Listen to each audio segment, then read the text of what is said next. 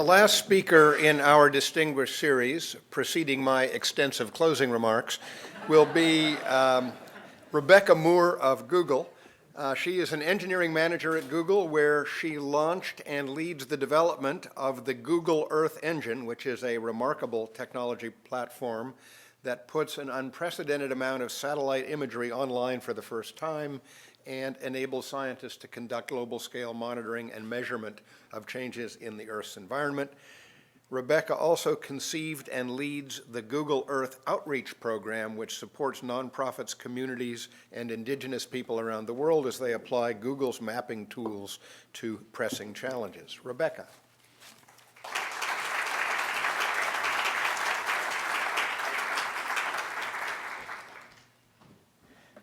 Hello, everyone. So my first week on the job at Google in 2005, Hurricane Katrina hit New Orleans. NOAA was flying aerial imagery hourly, collecting very high-resolution imagery of where levees were breaking, where flooding was happening, where bridges were washing out, but didn't actually have the technology to make that available to the first responders in a way that was useful. We had just launched this thing called Google Earth 2 months earlier, and we came together on a collaboration to publish that data. Our team worked round the clock, 24 hours. Eric Schmidt, our CEO, came down and said, whatever you're doing, it doesn't matter. If Google Earth can be used to save lives, do it. So I want to show you, see if this will play. Brian, you promised me it would play.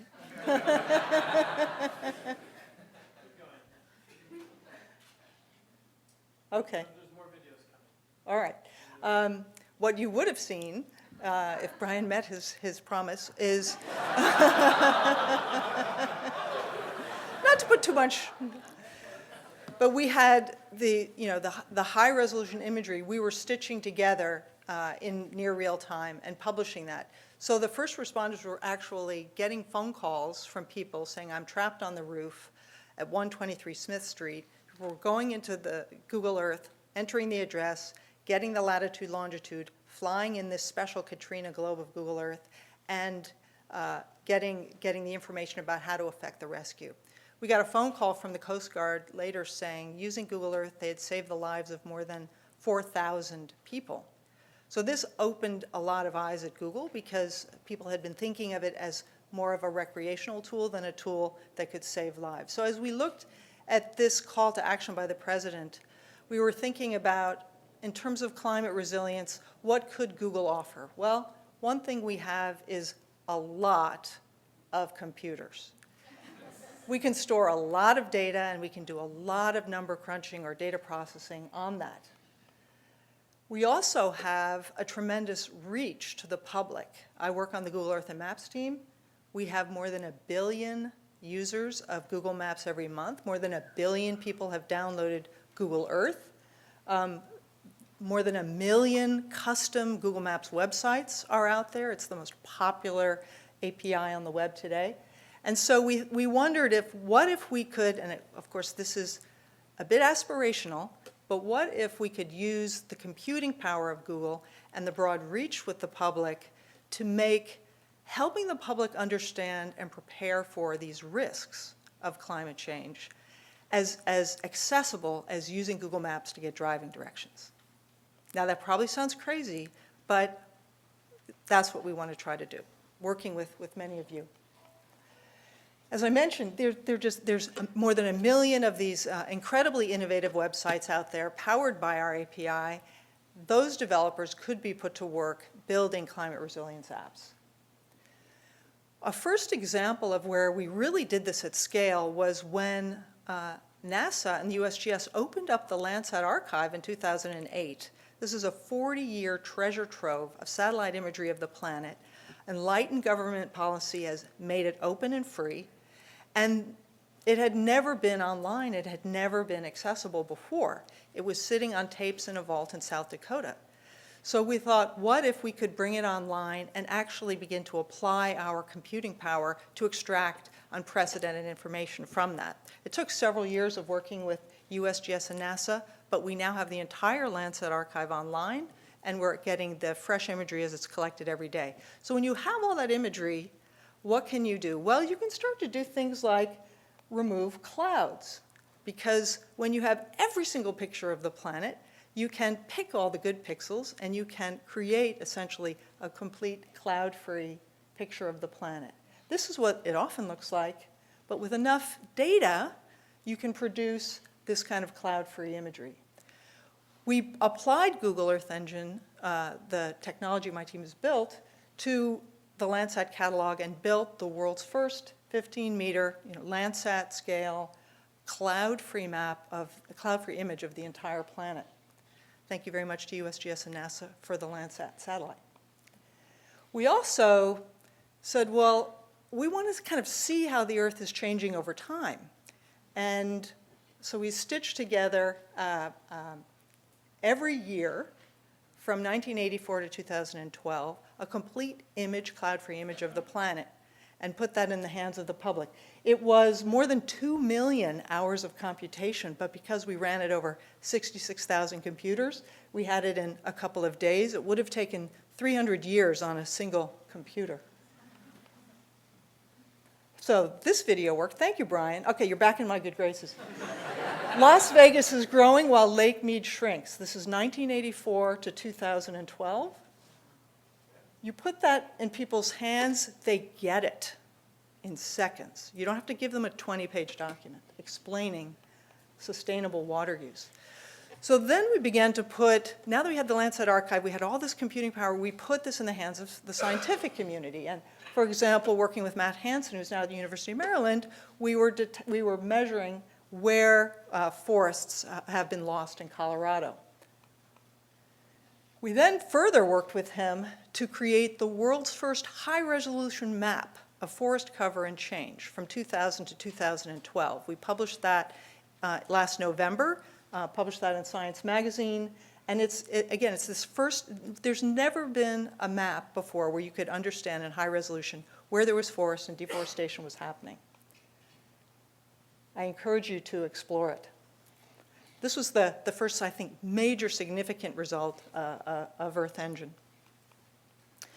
Now that that data set exists that we extracted, by the way, also from Landsat data, that is the foundation base map for a new tool that is in the hands of everyone called Global Forest Watch, which we launched a couple of weeks ago with World Resources Institute.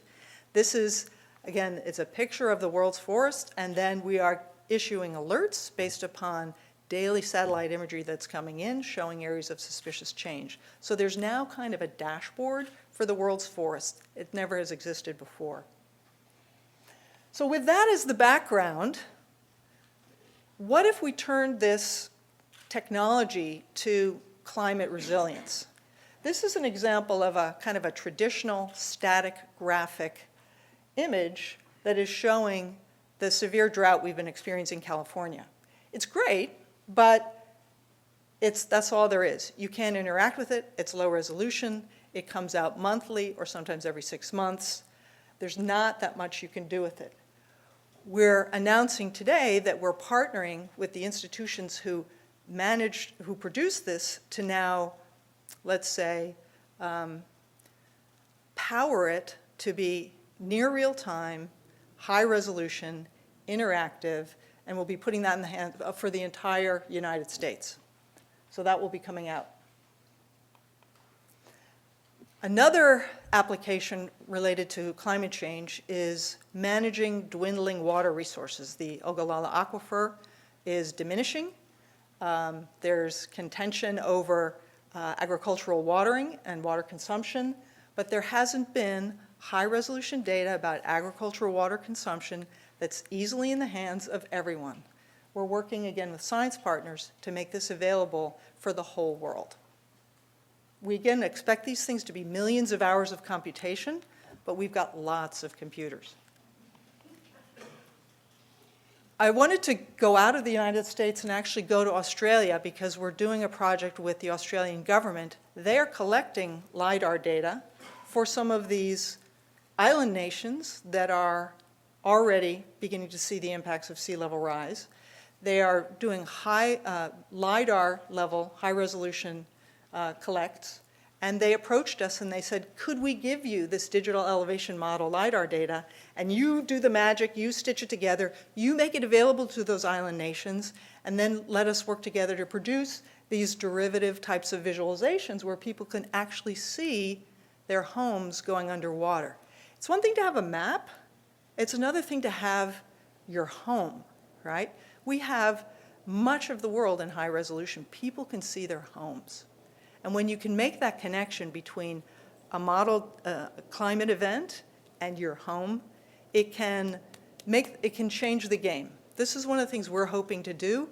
The information is apparently the public believes that climate change is real, but they put it extremely low priority as something to deal with. So they know, but they don't care. And I think with tools like this, we hope to help people internalize the risk and care. So to make the announcement, in order to produce that high-resolution elevation model that was, for example, what Australia was using for the whole world, is about a petabyte of data. Some of that data exists in many different places. Some of it has not yet even been collected. But we're throwing down the gauntlet to the global community, and we're saying, we will give you a petabyte of data. We will handle all the storage. Bring on your data. We will stitch it together, and we would like to work with the community to produce the world's first high-resolution global DEM that could model sea level rise storm surges with unprecedented accuracy everywhere in the world for every coastal community, every riverine community in the world. We're also donating 50 million CPU hours of the computation in our cloud to be able to produce those unprecedented high-resolution, near real-time products for everyone in the world. And again, we've got partnerships with a lot of leading scientific institutions in the space. We hope to do for climate resilience the kinds of impacts we were having in forest. So in closing, we want to make people care. Thank you very much.